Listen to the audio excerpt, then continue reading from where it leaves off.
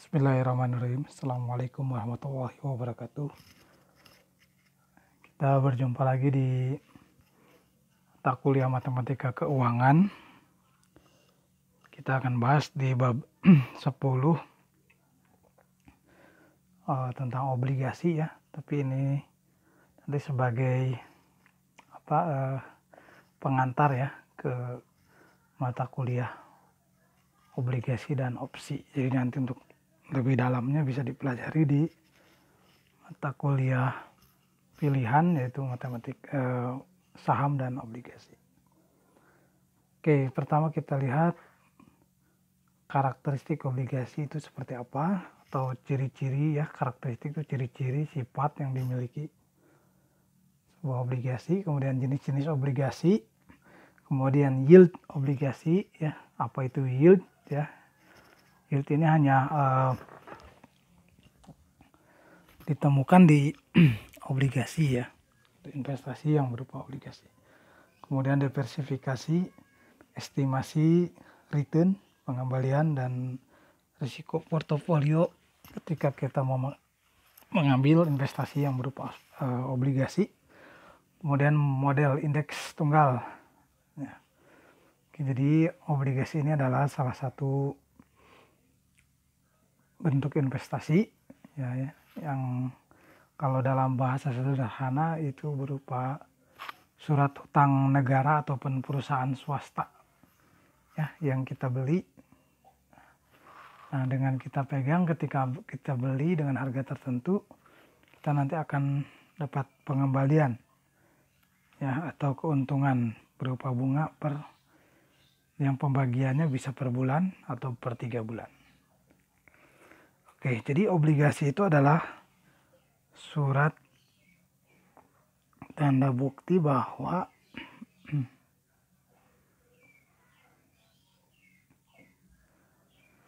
investor pemegang obligasi telah memberikan pinjaman hutang bagi emiten penerbit obligasi. Ya. Ini istilahnya ya, emiten penerbit. Emiten di sini bisa perusahaan swasta, bisa juga BUMN atau perusahaan negara. Oleh karena itu, nanti emiten obligasi akan punya kewajiban memberikan kompensasi bagi investor pemegang obligasi. Ya, berupa apa? Yaitu berupa kupon atau bunga yang dibayarkan secara periodik, ya, baik 1 bulan sekali atau 3 bulan sekali atau 6 bulan sekali, tergantung kesepakatan dalam surat obligasinya. Kemudian terhadap investor ya, yang mana dia merupakan income yang tetap per bulan gitu ya. Misalkan 10% dari dari obligasinya gitu ya, atau 12%, nanti kalau bagi per bulan berarti dapatnya 1%. Serta nanti perusahaan itu wajib melakukan pelunasan obligasi pada saat jatuh tempo. Ya. Nah, jatuh temponya itu kapan? Ya, biasanya ya tergantung surat kesepakatan obligasinya ya. Biasanya di atas 3 tahun ya. Biasanya sampai 5-10 tahun gitu. Oke, ya ini bagi investor ya, bagi investor yang membeli obligasi itu keuntungannya bunga atau kupon, berupa kupon dan bunga. Bagi perusahaan, nah bisa mengelola uang itu selama sampai dengan jatuh tempo gitu ya, bisa dibeli buat penambahan modal usaha dan sebagainya. Kemudian karakteristik umum suatu obligasi meliputi nilai intrinsik ya atau nilai teoritis, yaitu nilai yang dipengaruhi oleh kupon ya, atau bunga. Kemudian waktu jatuh tempo, nah semakin besar kuponnya maka nilai intrinsiknya semakin tinggi, dan semakin lama waktu jatuh temponya maka nilai intrinsiknya juga semakin tinggi. Kemudian ada yang disebut dengan nilai VaR atau nilai prinsipal, nilai keseimbangan, bisa dibilang seperti juga nilai VaR. Kemudian yang kedua, tipe penerbitannya. Oke, dengan jaminan atau tanpa jaminan. Kemudian obligasi senior atau obligasi junior. Ya, maksudnya obligasi senior itu yang sudah sering dikeluarkan gitu ya. Karena obligasi itu berseri gitu ya. Jadi misalkan saat ini seri 1, nanti kalau dikeluarkan lagi dari perusahaan itu nanti jadi seri 2 dan seterusnya. Kemudian bond in the vendor, kemudian call of provision.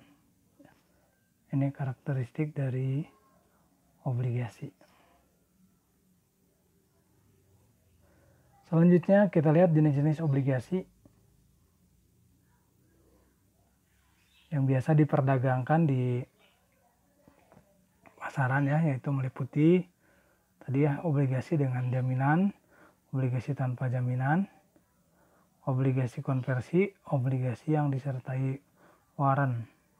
Nah, nanti kita lihat selanjutnya obligasi tanpa kupon atau zero coupon bond ini ya, orang mungkin kurang tertarik untuk obligasi jenis ini. Kemudian yang keenam, obligasi dengan tingkat bunga mengambang atau floating rate bond. Jadi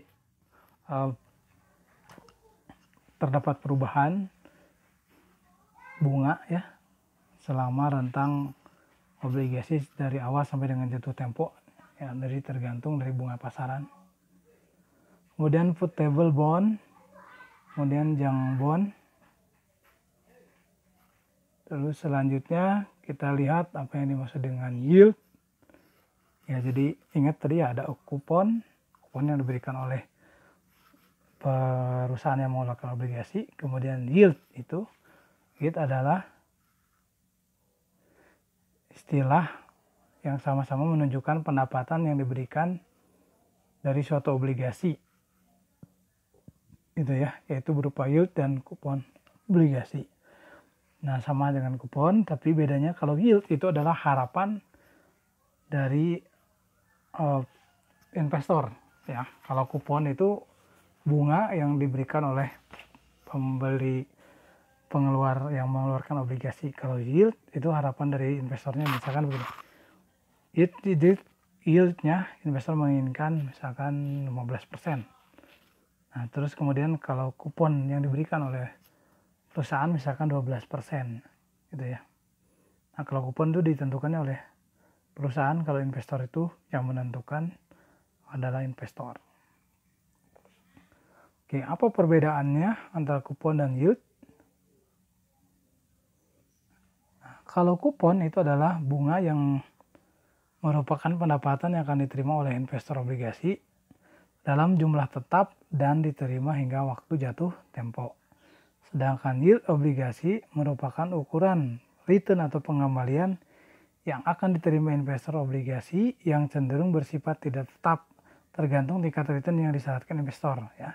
Nah, jadi tergantung investornya gitu ya, mengharapkannya berapa pengembaliannya gitu. Nah, seperti saya bilang tadi bahwa kupon itu ditetapkan oleh pemberi obligasi atau yang perusahaan yang mengeluarkan obligasi, sedangkan yield itu adalah harapan atau keinginan yang diinginkan oleh investor, pengembaliannya ingin sebesar apa. Oke, selanjutnya yield obligasi dibagi 3, yaitu nominal yield, current yield, yield to call, yield to maturity, dan horizon yield.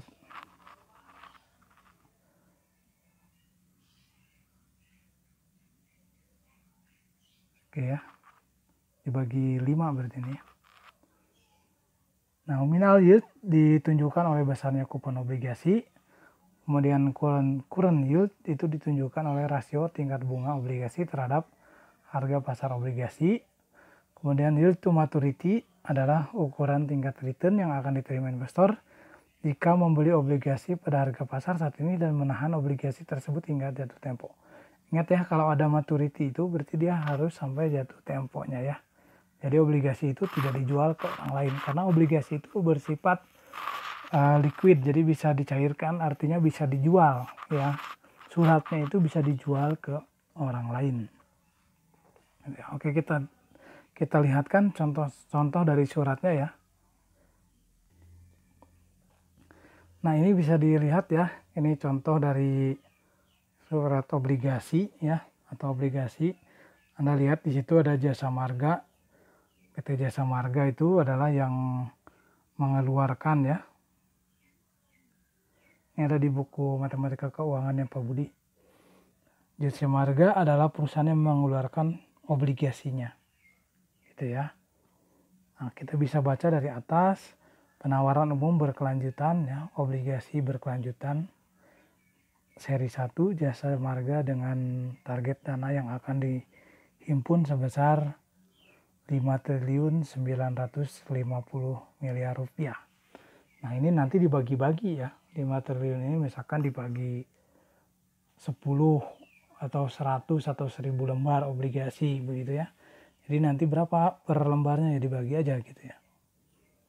Kemudian dalam rangka penawaran umum berkelanjutan tersebut, perseroan telah menerbitkan obligasi berkelanjutan tahap 1 Jasa Marga tahun 2013 seri S ya, dengan jumlah pokok obligasi sebesar 2.105 miliar rupiah. Kemudian dalam rangka penawaran umum berkelanjutan tersebut, perseroan akan menerbitkan dan menawarkan obligasi berkelanjutan 1 tahap 2 tahun 2014 seri T dengan jumlah pokok obligasi sebesar 1 triliun. Nah, berarti itu udah total udah 3,1 triliun ya. Oke, obligasi ini diterbitkan tanpa warkat kecuali sertifikat jumbo obligasi yang akan diterbitkan atas nama PT Kustodan Sentral Efek Indonesia sebagai bukti utang untuk kepentingan pemegang obligasi dengan jumlah pokok obligasi sebesar 1 triliun rupiah. Dengan jangka waktu, ini jatuh temponya ya, 5 tahun terhitung sejak tanggal emisi dengan tingkat bunga tetap 9,85%. Ini sebagai kuponnya ya, 9,8% per tahun dan dijamin secara kesanggupan penuh. Artinya ini sanggup untuk membayar nanti ya utangnya setelah 5 tahun. Nah, 9,8% ini jauh lebih tinggi daripada bunga deposito ya. Jadi kalau uang didepositokan misalkan dapat 6% per tahun, kalau dengan obligasi 9,85%. Itu udah beda 3,85% ya. Bandingkan 3,8% itu kalau dari 10.000 mungkin kecil nilainya ya. Tapi kalau dari 1 triliun, wah luar biasa itu, besar. Kemudian bunga obligasi dibayarkan setiap 3 bulan ya. Sesuai dengan tanggal pembayaran bunga obligasi. Nah, kemudian ditawarkan dengan nilai 100% dari jumlah pokok obligasi. Nah, jadi 9,85% itu dari harga awal ya. Maksudnya 100% itu begini. Jadi kalau harga awal kita beli itu harganya 100% gitu dibilangnya, disebutnya ya, misalkan 1 triliun 100%. Misalkan dalam 5 tahun selama 2 tahun itu kita jual 105%, berarti nanti harganya yang dijual itu harga surat obligasinya itu jadi udah lebih dari 1 triliun ya. Jadi 105 kali 1 triliun per 100. Gitu ya. Kalau 98% berarti di bawah harga awal gitu ya. Oke. Dan seterusnya ya, bisa dilihat. Selanjutnya ini ada tipenya ya, double AA. Double AA itu tipe obligasi yang cukup aman ya. Jadi aman dalam hal ini kan begini, ketika kita memberikan utangan berupa obligasi ke perusahaan, kan bisa aja terjadi gagal bayar. Gagal bayar itu ya sama ketika kita meminjamkan pada orang lain. Nah, orang lain itu tidak bisa membayar ke kita hutangnya ya setelah jatuh tempo. Nah, ini pun sama, ada obligasi pun ada risiko seperti itu, tapi risiko seperti itu akan sangat kecil dialami ketika kita mengetahui seluk-beluk perusahaan atau emiten yang mengeluarkan ya. Nah, terutama untuk perusahaan pemerintah itu sangat safety, jadi aman, pasti terbayar gitu, nggak mungkin nggak dibayar. Kecuali ya perusahaan swasta yang bisa jadi ada bangkrutnya gitu ya. Oke.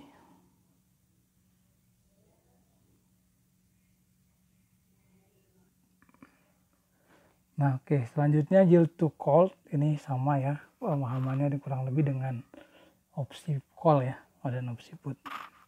Mungkin kalau Anda yang sudah pernah ambil mata kuliah opsi, yaitu adalah ukuran tingkat return yang akan diterima investor jika membeli obligasi yang pada saat ini dengan harga pasaran saat ini dan menahan obligasi tersebut hingga waktu obligasi tersebut di call.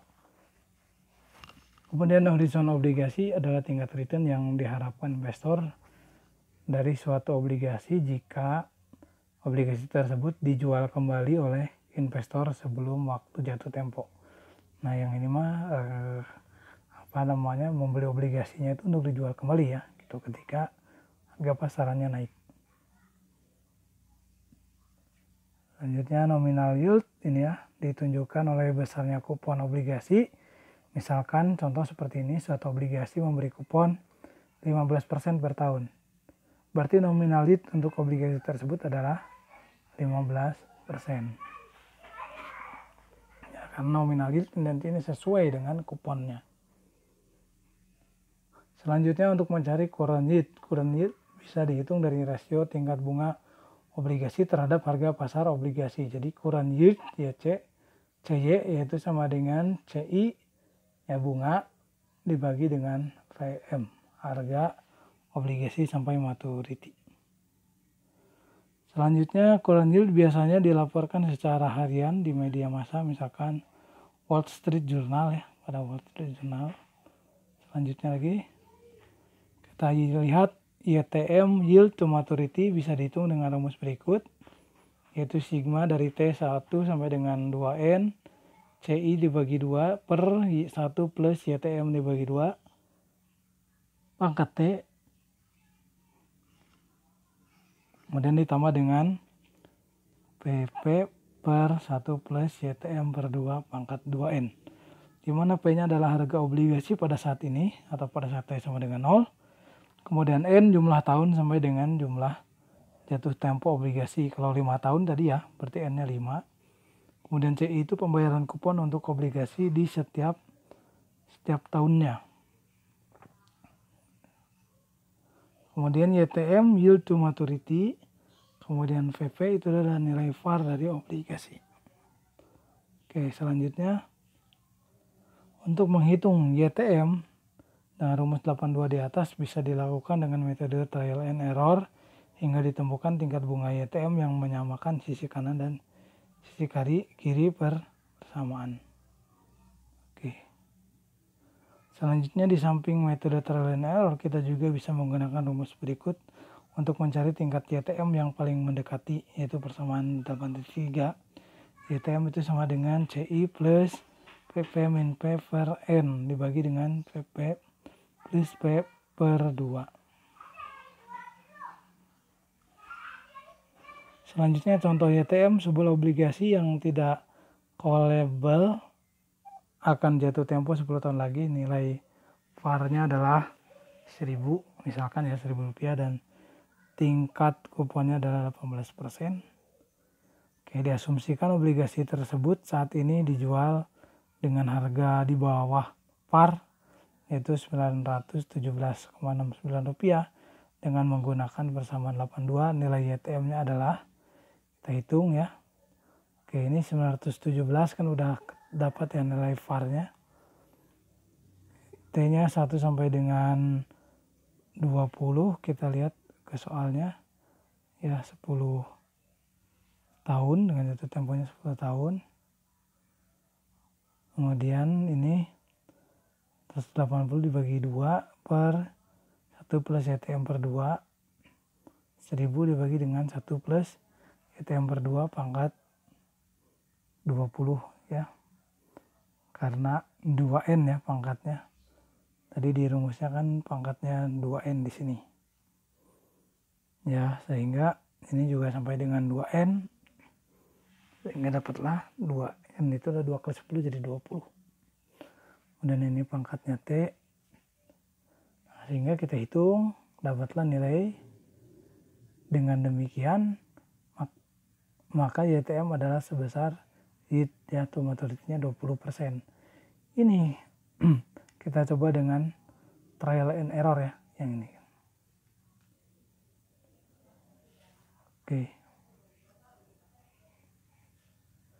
Selanjutnya yield to maturity dengan menggunakan rumus 8.3 itu 180 ditambah 1000 dikurangi dengan 917,69 dibagi 10 n nya, dan 1000 tambah 917,69 per 2. Nah ini nggak pakai trial and error ya, tapi ini pakai rumus langsung dapatnya 19,73%. Oke, 19,73%. Kalau dibulatkan juga sama 20%.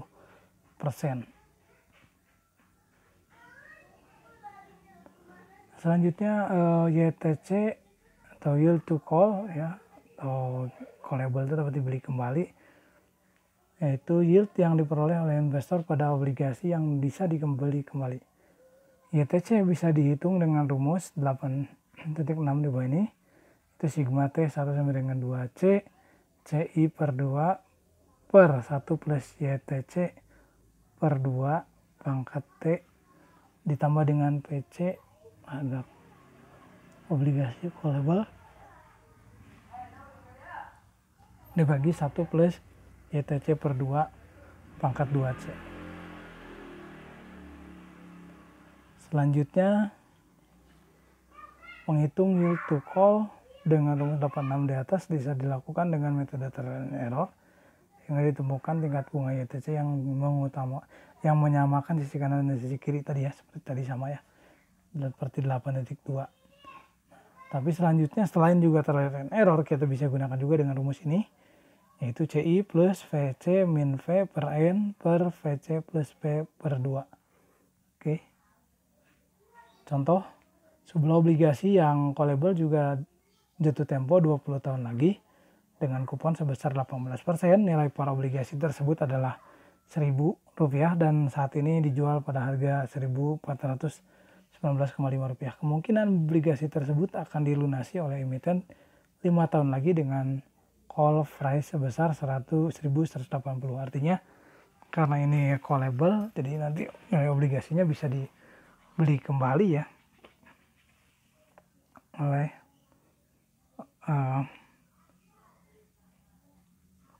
perusahaan ya tadi.